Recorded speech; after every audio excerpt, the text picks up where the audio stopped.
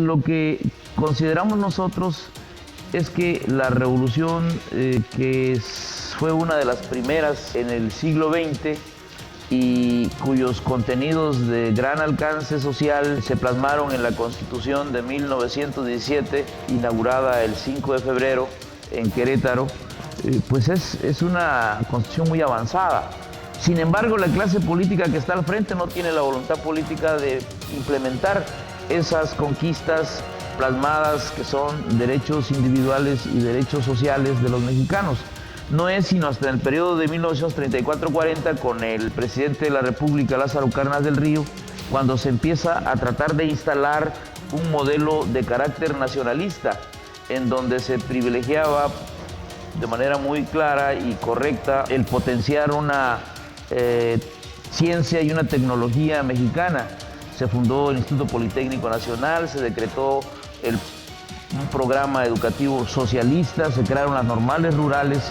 de la cual hoy es herencia Ayotzinapa, fundamentalmente, y otras 15 normales rurales que aún existen en el país.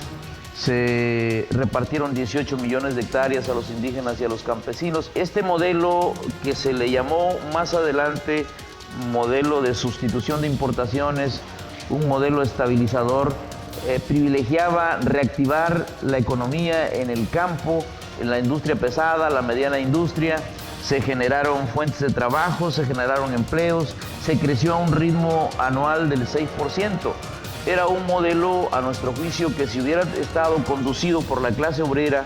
por los campesinos, los indígenas, por ideólogos revolucionarios, pues era un modelo nacionalista que protegía, ¿verdad?, los derechos de los mexicanos, los activos, los recursos naturales, los derechos civiles, los derechos ciudadanos, los derechos políticos. Lo que pasa es que estuvo de alguna manera encabezado por una clase política que no poco a poco, sino aceleradamente se corrompió y se volvió autoritaria y se volvió rapaz. Por eso decimos que en México tenemos una burguesía burocrática parásita, que no ha hecho su riqueza trabajando, sino ha hecho su riqueza robando del erario público. Y ese es el problema que hasta hoy en día nosotros padecemos. Por eso sí consideramos importante señalar que los movimientos que han habido en esos periodos, representados sobre todo por la izquierda, pero a la par de esta izquierda, siempre ha ido a la saga de la clase política en el poder. Y bueno,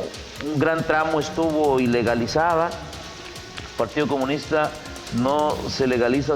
sino hasta 1977, cuando se hace la reforma política, porque hubo un movimiento poderoso que tuvo como antecesores el movimiento ferrocarrilero, el movimiento de médicos, el movimiento de maestros, el movimiento campesino, y eclosionó en 1968 con el movimiento popular estudiantil,